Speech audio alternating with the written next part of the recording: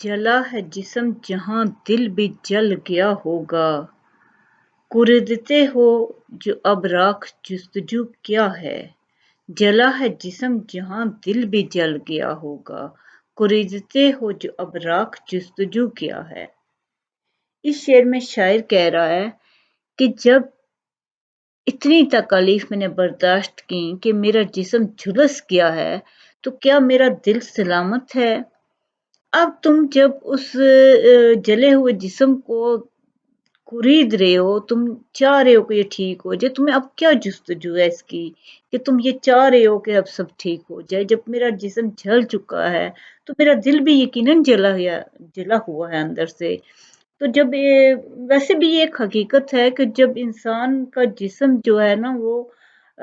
خراب ہو جاتا ہے تو اس کی دلی کیفیت بھی خراب ہی ہوتی ہے،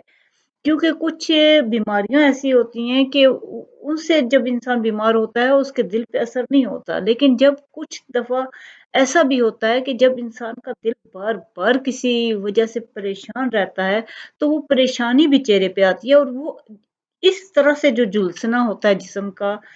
کہ بیمار پریشانی کی وجہ سے، مضطرب اضطراب کی وجہ سے، تو وہ کہہ رہا ہے کہ میں اس اضطراب کا شکار رہا ہوں، اس اضطراب کی وجہ سے میرا جسم خراب ہو چکا ہے، تو تمہیں اب کیا میری ضرورت ہے، تمہیں اب کیا خرید رہے ہو اس بات کو،